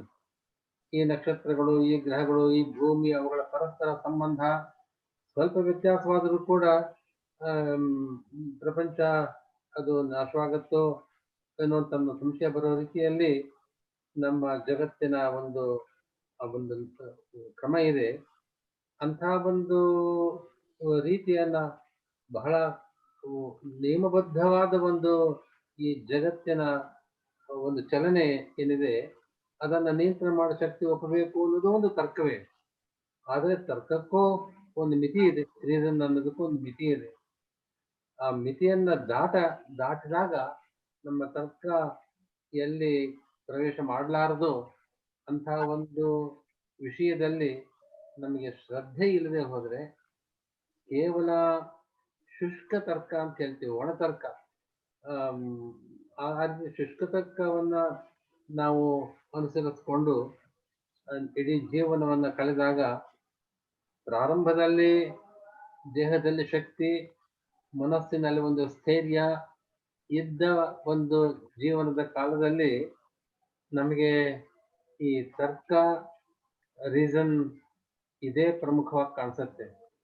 ಆದರೆ ಜೀವನದಲ್ಲಿ ನಾನಾ ಕಷ್ಟಗಳನ್ನ ಅನುಭವಿಸಿ ಎಂಥ ನಾಸ್ತಿಕರಿಗೂ ಅಥವಾ ವಿಚಾರವಾದಿಗಳಿಗೂ ಕೂಡ ಜೀವನದಲ್ಲಿ ಮನಸ್ಸಿನ ಪಕ್ವತೆ ಬರತಕ್ಕಂಥ ಒಂದು ಕಾಲ ಬರುತ್ತೆ. ಆ ಕಾಲ ಬಂದಾಗ ಆ ಜೀವನದಲ್ಲಿ ಒಂದು ಶ್ರದ್ಧೆಯನ್ನ ಬೆಳೆಸ್ಕೊಳ್ಳದೆ ಇದ್ದಾಗ, ಒಂದು ನಂಬಿಕೆ ಇಲ್ಲದೆ ಇದ್ದಾಗ, ತರ್ಕಕ್ಕೆ ವಿರೋಧವಿಲ್ಲದ ಒಂದು ನಂಬಿಕೆ, ಅಂತಹ ಒಂದು ನಂಬಿಕೆಯನ್ನ, ಶಕ್ತಿಯ ಬಗ್ಗೆ ಒಂದು ಶ್ರದ್ಧೆ ಇಲ್ಲದೆ ಇದ್ದಾಗ ಆ ಕೊನೆಯ ಜೀವನದ ಕೊನೆಗಾಲದಲ್ಲಿ ನನ್ನ ಇಡೀ ಜೀವನ ವ್ಯರ್ಥವಾಯಿತು, ನಾನು ಕಾಲ ಹೇಗೋ ಕಳೆದೆ ಅಂತ ಒಂದು ವಿಷಣ್ಣತೆ, ಒಂದು ವಿಷಾದ ಮನಸ್ಸಿನಲ್ಲಿ ಸಾಮಾನ್ಯವಾಗಿ ಬರತಕ್ಕದ್ದು ನಾವು ನೋಡಿದ್ದೇವೆ. ಎಷ್ಟೋ ಪರಮ ನಾಸ್ತಿಕರು, ವಿಚಾರಪರರು ಅಂತನವರು ಕೂಡ ಕಾಲ ಕಳೆದಂತೆ, ಜೀವನದಲ್ಲಿ ಹಣ್ಣಾದಂತೆ ಅವರ ಮನಸ್ಸು ಪಕ್ವವಾಗಿ, ಮನಸ್ಸು ಬದಲಾವಣೆಯಾಗಿ ಜೀವನ ಶೈಲಿಯಲ್ಲಿ ಬದಲಾವಣೆ ಆಗೋದನ್ನು ನೋಡ್ತೇವೆ. ಎಲ್ಲರ ವಿಷಯದಲ್ಲೂ ಹೀಗೆ ಆಗ್ಬೇಕು ಅಂತೇನಿಲ್ಲ. ಆದರೂ ಕೂಡ ತರ್ಕಕ್ಕೆ ಒಂದು ಮಿತಿ ಇದೆ. ಮನಸ್ಸು ವಿಚಾರ ಮಾಡತಕ್ಕಂಥ ಶಕ್ತಿ, ಅದಕ್ಕೊಂದು ಮಿತಿ ಇದೆ, ಅದಕ್ಕೂ ಮೀರಿದ ಶಕ್ತಿ ಇದೆ ಅನ್ನೋ ಒಂದು ಫೇತ್, ಆ ನಂಬಿಕೆ ಇದ್ದವನ ಬಾಳಿನಲ್ಲಿ ಒಂದು ರೀತಿ ನೆಮ್ಮದಿ ಇರುತ್ತೆ. ಈ ನೆಮ್ಮದಿ ಸಿಗತ್ತೆ ಅನ್ನೋ ದೃಷ್ಟಿಯಿಂದ ನಾವು ತರ್ಕಕ್ಕೆ ಒಂದು ಅಷ್ಟು ಬೆಲೆ ಕಡಿಮೆ ಮಾಡಬೇಕು ಅಂತೇನಿಲ್ಲ. ಶ್ರದ್ಧೆ ಬೇಕು ಅಂತ ಹೇಳಿದಕ್ಕ ಶಾಸ್ತ್ರವೂ ಕೂಡ ವಿಚಾರಕ್ಕೆ ಬಹಳ ಪ್ರಾಧಾನ್ಯ ಕೊಟ್ಟಿದೆ, ತರ್ಕಕ್ಕೆ ಬಹಳ ಪ್ರಾಧಾನ್ಯ ಕೊಟ್ಟಿದೆ. ಆದ್ರೆ ಆ ತರ್ಕಕ್ಕೆ ಒಂದು ಮಿತಿ ಇದೆ ಅಂತ ಎಚ್ಚರಿಕೆಯನ್ನು ಅದು ಕೊಡತ್ತೆ. ಆದ್ದರಿಂದ ಅದೆರಡನ್ನು ಕೂಡ ನಾವು ತುಂಬಾ ವಿವೇಕದಿಂದ ಪರಿಗಣಿಸಿ ಅದೆರಡನ್ನು ಹೊಂದಿಸ್ಕೊಂಡು ಹೋದಾಗ ನಮ್ಮ ಜೀವನದಲ್ಲಿ ನಾವು ತಾರ್ಕಿಕವಾದ ಒಂದು ಶ್ರದ್ಧೆ, ತರ್ಕಕ್ಕೆ ಅನುಕೂಲವಾದ ಒಂದು ಶ್ರದ್ಧೆಯನ್ನ ಬೆಳೆಸ್ಕೊಳ್ತೇವೆ. ಅದೇ ಜೀವನದ ಒಂದು ಮುಖ್ಯ ಮಾರ್ಗ ಆಗುತ್ತೆ ನಮಗೆ ಅಂತ ನನ್ಗೆ ಅನ್ಸುತ್ತೆ. ಧನ್ಯವಾದ ಸ್ವಾಮಿಗಳೇ. Jairaj, I want to just give a small quotation from Einstein. It might surprise all of you to hear this. This is what he said in 1954. Science without religion is lame. Religion without science is blind. I think this needs some reflection. It gives us a connection between faith and... Thank you, sir. Gururaj Karjagi has something to say. There is also a small anecdote connected with Einstein. I think a great scientist goes to his home and he finds that a nail is embedded in the door of the house. And he says, "You are such a great scientist. How is it that nail is embedded in the door of your house? Do you believe in this superstition?" He says, "Whether I believe it or not, I believe that it is likely to do me good. So that's why the nail is there." Our Dr. Gururaj Karjagi has something to say. I'll read it because we are running short of time. English is a poor language. It does not have an equivalent of Shraddha that our Shastras talk about. We call it faith, an intense and unshakable faith is Shraddha. So now I'll pose the final question before both Sri Naganand and Gopal. Request them to give short answers, and then we will also call on a couple of people who are here. I also recognize the presence of Justice Dinesh Kumar, who is here. From your own experience, can you cite one recent challenge in your life, one recent challenge, and how you overcame it? The reason why I'm asking this is that it may serve as a guide for us on how you approach issues and what is your mechanism for being victorious. I'll begin with Gopal Hosur on this question, and then Sir, I'll be extremely brief. Really. What I'm sitting before you now and you all is itself a challenge for me. And with the kind of confidence that you have given me and the confidence I have in myself about my own self, I'm here. So I'm trying to overcome this challenge as it is. But coming back to the serious point, COVID has been in the recent times a great challenge that I have been facing, because already I have got myself tested thrice for COVID, because people who were in my very close circle have been affected by COVID. But the faith that I will follow the protocols, I will ensure that I go through the proper methodology of facing the COVID virus. I think that has given me a strength, and it is all based on faith and reason. Thank you, Gopal, for your very succinct reply. Sri Naganand? I think I believe that there is no problem at all. There is this problem is something which is created in our mind. Now, if somebody gets COVID and is taken to the hospital, he goes to a very good hospital, he has great medical care, he's being treated well, the chances of his recovery is there. So going to hospital, is it a problem or is it a solution? The same way, every situation in life that we face, we assume and we create it in our mind that it is a great problem and suffer with it. So you should never feel let down by any problem. And Bhagwan Baba always used to say, problems are like passing clouds. They come and they go. They don't remain. So it is for you to just stand up and allow the clouds to pass away. That is how we need to approach problems. If you think they are big problems, they are insurmountable. There is no problem which is insurmountable. What is the worst that can happen is your life will end. In fact, the end of life, is it a problem or is it a happy occasion? Because if you believe in the theory of karma, you are born because of your big baggage of bad karma that you did. You are in this world to finish that bad karma, accumulate good karma so that you don't come back to this world. That is the faith and belief. That is what the Shastras prescribe. So therefore, I'm saying there is no problem which you should allow your mind to get overwhelmed with. And by God's grace and Guru's blessings, we have been blessed in such a way that no problem is insurmountable for us. We all have problems, but they pale into insignificance. I think that is the attitude. Excellent. Thank you, Naganandji. I want to also recognize our esteemed former Chief Secretary, Mr. Prabhakara. He is here. Sir, would you like to say anything before I pass it on to Swamiji? Mr. Prabhakara? Our Vice Chancellor, Dayanand Sagar University, is also here. Dr. Murthy. Jalal, only one comment I had. Yes, sir. I hesitate to make it in the presence of so many learned people. There is a saying, have faith in Allah, but tie the camel. That means you have faith in God, but don't sit back and say, I will not do anything, God will take care of it. ನಂಬಿಕೆ ಇರಬೇಕು. ಈಗ Covid ಬಂದರೆ ನಾನು ಆಸ್ಪತ್ರೆಗೆ ಹೋಗ್ಬೇಕು ಅಥವಾ ಯಾವುದೋ ಒಂದು ಹೋಮಿಯೋಪತಿ ಔಷಧಿ ಕೊಟ್ಟರು ಅದನ್ನು ತಗೊಂಡಿದ್ದೀನಿ ಅದರಿಂದ ಸರಿ ಹೋಗುತ್ತೆ. ಅದು ಇದು ಅನ್ಸೈಂಟಿಫಿಕ್. ಇದಕ್ಕೆ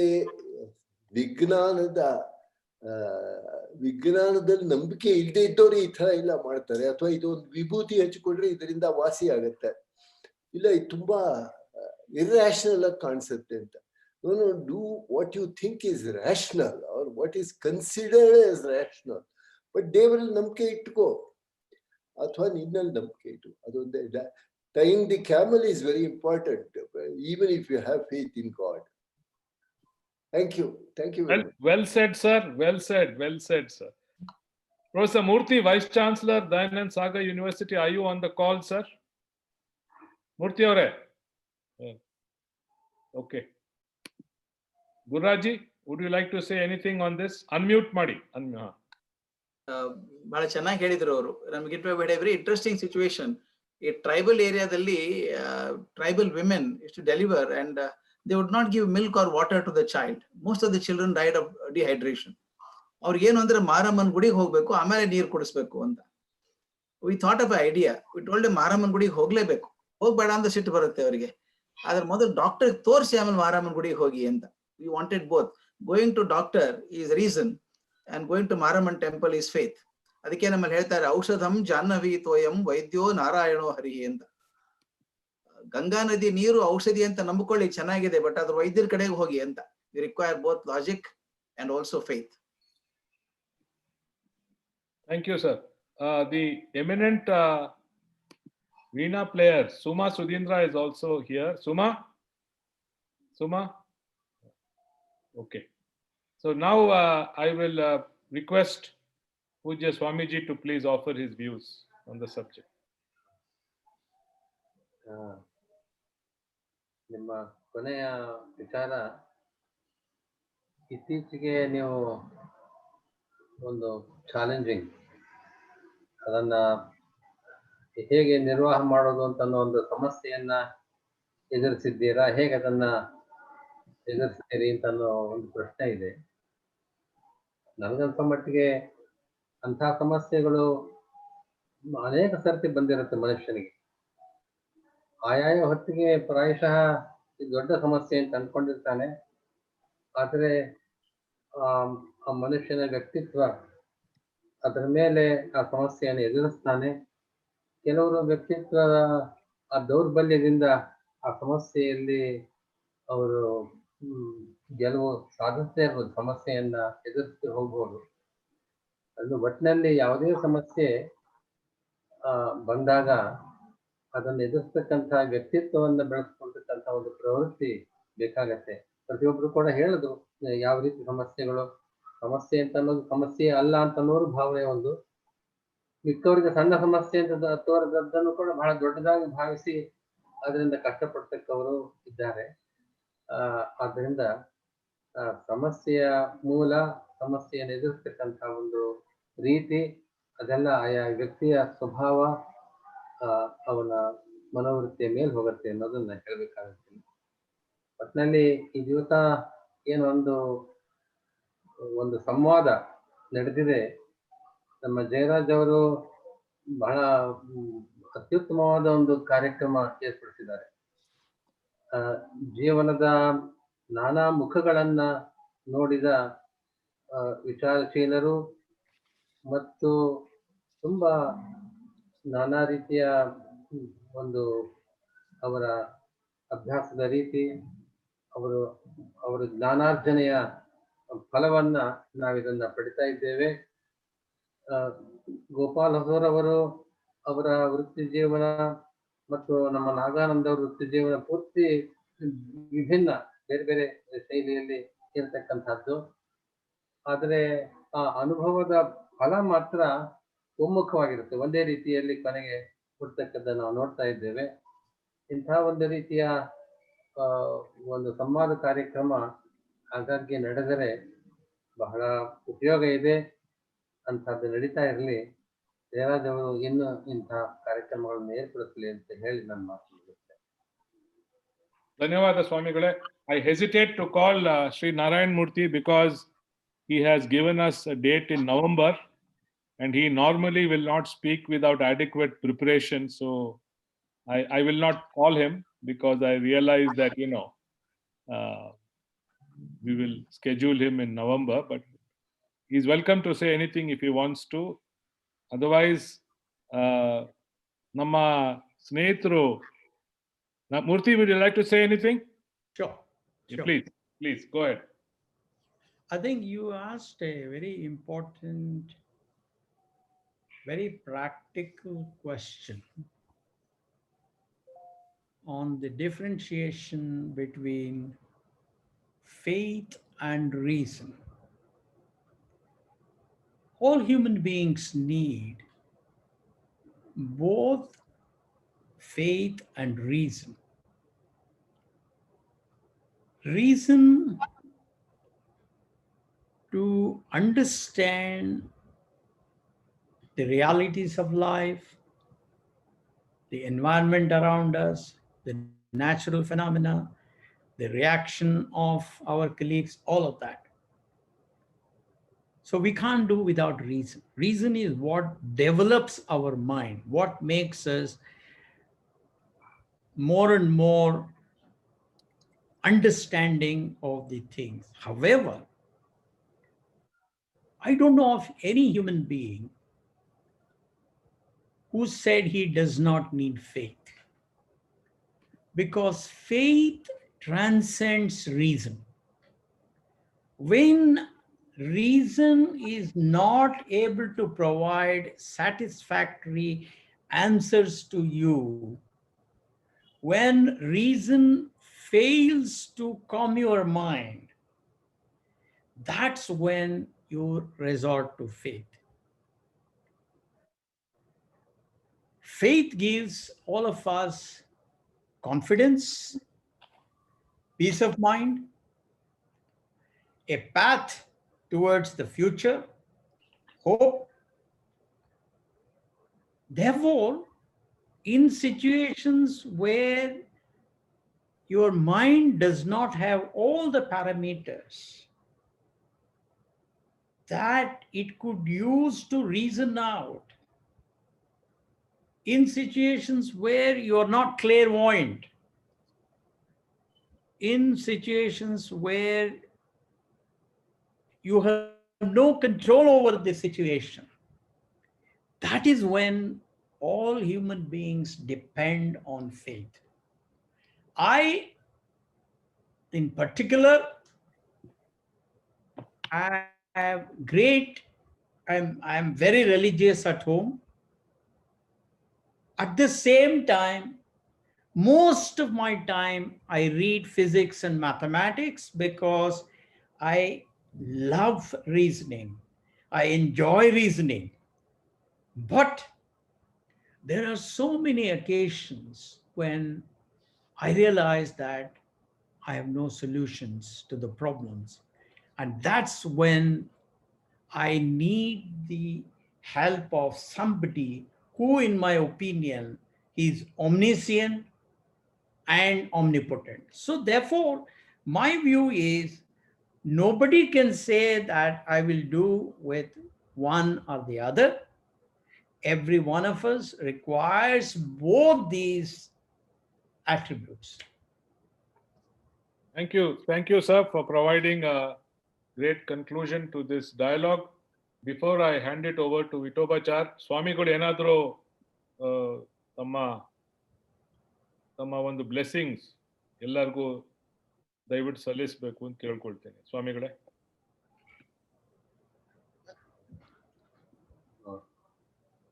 ಈ ಕಾರ್ಯಕ್ರಮ ಚಂದ್ರಿಕಾ ಗುರುಕುಲದಿಂದ ನಡೀತಾ ಇದೆ. ಚಂದ್ರಿಕಾ ಗುರುಕುಲ ಶಾಸ್ತ್ರಾಯಣ ಮಠದ ಒಂದು ಮುಖ್ಯ ಚಟುವಟಿಕೆ. ಅನೇಕ ಜನರಿಗೆ ಶಾಸ್ತ್ರೀಯ ವೇದಾಂತದ ವಿಚಾರಗಳನ್ನ, ನಮ್ಮ ಪ್ರತಿನಿತ್ಯದ ಧಾರ್ಮಿಕ ವಿಚಾರಗಳನ್ನ ತಿಳ್ಕೊಳ್ಬೇಕು ಅಂತ ಅನ್ನೋ ಒಂದು ಆಸಕ್ತಿ ಇರುತ್ತೆ. ಆದರೆ ಅನುಕೂಲತೆ ಇರೋದಿಲ್ಲ, ಕಾಲ ಸಿಗೋದು ಕಷ್ಟ ಮತ್ತು ಅದನ್ನ ಹೇಳಬಲ್ಲವರು ಸಿಗೋದು ಕಷ್ಟ. ಇದೆಲ್ಲ ಪರಿಗಣಿಸಿ ಈ ಚಂದ್ರಿಕಾ ಗುರುಕುಲದ ಈ ಕಾರ್ಯಕ್ರಮ ಏರ್ಪಾಡಾಗ್ತಾ ಇದೆ. ನಮ್ಮ ಜೀವನದಲ್ಲಿ, ನಮ್ಮ ವೃತ್ತಿ ಜೀವನದ ನಾನಾ ಸಮಸ್ಯೆಗಳು, ನಮ್ಮ ಕಾಲ ಹೆಚ್ಚಾಗಿ ಅದಕ್ಕೆ ವಿನಿಯೋಗ ಆಗ್ತಾ ಇದ್ರು ಕೂಡ ನಮ್ಮ ಸಂಸ್ಕೃತಿ ಮತ್ತು ಧರ್ಮ ಮತ್ತು ನಮ್ಮ ನಿತ್ಯ ಜೀವನ ಇವುಗಳಿರ್ತಕ್ಕಂಥ ಪರಸ್ಪರ ಸಂಬಂಧ ಅದನ್ನ ರೂಢಿಸ್ಕೊಡೋದಕ್ಕೋಸ್ಕರವಾಗಿ ಇಂಥ ಗುರುಕುಲ ಕೆಲಸ ಮಾಡ್ತಾ ಇದೆ. ಆ ಗುರುಕುಲದ ಮುಖ್ಯ ಉದ್ದೇಶ ಈ ದಿವಸ ನಮ್ಮ ಜಯರಾಜ್ ಅವರು ಏರ್ಪಾಡು ಮಾಡಿರ್ತಕ್ಕಂಥ ಈ ಕಾರ್ಯಕ್ರಮ ಅದು ಎಷ್ಟು ಉಪಯುಕ್ತವಾಗಿದೆ, ಅವಶ್ಯಕವಾಗಿದೆ ಅನ್ನೋದನ್ನ ನಮಗೆ ಅದಕ್ಕೊಂದು ಸೂಚಕವಾಗಿದೆ. ಇಂಥ ಒಂದು ಕಾರ್ಯಕ್ರಮ ಪದೇ ಪದೇ ನಡೀತಾ ಇರಲಿ ಅಂತ ನಾನು ಆಶಿಸಿ ಮಾತು ಮುಗಿಸ್ತೇನೆ. ಧನ್ಯವಾದ ಸ್ವಾಮಿಗಳೇ, ನಮ್ಮ ಆಶೀರ್ವಾದ. ಈಗ ವಿಠೋಬಾಚಾರ್ ಅವರು ಚಂದ್ರಿಕಾ ಗುರುಕುಲದ ಆರ್ಗನೈಸರ್, ದಯವಿಟ್ಟು ತಮ್ಮ ಅಭಿಪ್ರಾಯ ತಿಳಿಸಬೇಕು ಹಾಗೂ ಈ ಸಮಾರಂಭವನ್ನ ಕ್ಲೋಸ್ ಮಾಡಬೇಕು ಅಂತ ಕೇಳ್ಕೊಳ್ತೀನಿ. ಪರಮ ಪೂಜ್ಯ ಗುರುಗಳಿಗೆ ಸಾಷ್ಟಾಂಗ ಪ್ರಣಾಮಗಳನ್ನು ಸಮರ್ಪಣೆ ಮಾಡ್ತಾ, ಈ ಒಂದು ಚಂದ್ರಿಕಾ ಗುರುಕುಲಕ್ಕೆ ಒಂದು ಗುರುಕುಲದಲ್ಲಿ ಒಂದು ವೇದಿಕೆ ಇದೆ. ಆದ್ರೆ ಈ ಒಂದು ವೇದಿಕೆಗೆ ನಿಜವಾಗ್ಲೂ ಕೂಡ ಬಹಳ ವಿಶಿಷ್ಟವಾಗಿರುವಂತಹ ಒಂದು ಗೌರವವನ್ನು ತಂದುಕೊಟ್ಟಂತವರು ಗುರುಗಳ ಜೊತೆಗೆ ಜಯರಾಜರವರು ಕೂಡ. ನಾವೊಂದು ಸೀಮಿತವಾಗಿ ಒಂದಷ್ಟು ಕಾರ್ಯಗಳನ್ನ ಪ್ರತಿನಿತ್ಯ ನಡೆಸ್ಕೊಂಡು ಹೋಗ್ತಾ ಇದ್ದೇವೆ. ಜೊತೆಗೆ ಸಮಾಜದಲ್ಲಿ ಆಸ್ತಿಕರಿಗೆ ಏನೆಲ್ಲ ಅಗತ್ಯಗಳಿದ್ದಾವೆ ಅವುಗಳನ್ನು ಪರಿಗಣಿಸಿ ಈ ತರದ ಒಂದು ಸಂವಾದಗಳು, ಭಗವದ್ಗೀತೆಗೆ ಸಂಬಂಧಪಟ್ಟ ಸಂವಾದಗಳಿರ್ಬಹುದು ಅಥವಾ ಧರ್ಮ ಜಿಜ್ಞಾಸೆಗೆ ಸಂಬಂಧಪಟ್ಟಂತಹ ಸಂವಾದಗಳಿರ್ಬಹುದು, ಹೀಗೆ ನಮ್ಮ ಗುರುಗಳ ಮೂಲಕವಾಗಿ ಅನೇಕ ಆಸ್ತಿಕರಿಗೆ ಅಧ್ಯಾತ್ಮದ ಜೊತೆಗೆ ಆತ್ಮಸ್ಥೈರ್ಯವನ್ನು ಕೂಡ ತುಂಬುವಂತಹ ಒಂದು ಕೆಲಸವನ್ನ ನಡೆಸ್ತಾ ಇದ್ವಿ. ಈಗ ನಮಗೆ ಜಯರಾಜರವರು ಕೂಡ ಜೊತೆಯಾಗಿರೋದ್ರಿಂದಾಗಿ ಸಮಗ್ರವಾಗಿರುವಂತಹ ಅನೇಕ ಜನರ ಅನುಭವಗಳನ್ನ ಸೇರಿಸಿಕೊಂಡು ಪ್ರಾಕ್ಟಿಕಲ್ ಆಗಿ ಅಧ್ಯಾತ್ಮವನ್ನ ತಿಳಿಸುವಂತಹ ಒಂದು ಅಪೂರ್ವವಾದ ಒಂದು ವೇದಿಕೆಯನ್ನ ಜಯರಾಜರವರು ನಿರ್ಮಾಣ ಮಾಡಿಕೊಟ್ಟಿದ್ದಾರೆ. ಇಂತಹ ಈ ಒಂದು ವೇದಿಕೆಯಲ್ಲಿ ಗುರುಗಳು ಉಪಸ್ಥಿತರಿದ್ದಾರೆ. ಅವರು ಜೊತೆಗೆ ಅನೇಕ ಗಣ್ಯರೆಲ್ಲರನ್ನು ಕೂಡ ಸೇರಿಸಿಕೊಂಡು ಅವರ ಮೂಲಕವಾಗಿ ಸಮಗ್ರವಾದ ಒಂದು ಸಮಾಜಕ್ಕೆ ಉತ್ತಮವಾದ ಒಂದು ಸಂದೇಶವನ್ನು ಕೊಡುವಂತಹ ಪ್ರಯತ್ನದಲ್ಲಿ ಪಾಲ್ಗೊಂಡ ಎಲ್ಲರಿಗೂ ಕೂಡ ಅನಂತ ಧನ್ಯವಾದಗಳನ್ನು ಸಮರ್ಪಣೆ ಮಾಡ್ತಾ, ಮತ್ತೊಮ್ಮೆ ಎಲ್ಲರಿಗೂ ಕೂಡ ಅಭಿನಂದನೆಗಳನ್ನು ಸಲ್ಲಿಸ್ತಾ ಈ ಒಂದು ಕಾರ್ಯವನ್ನ ಭಗವಂತನೇ ಸಮರ್ಪಣೆ ಮಾಡ್ತೇವೆ. Shrikrishna Arpana. I also want to thank immensely His Holiness Sri Vidya Shri Tirthru for having blessed us on this occasion and offered his views.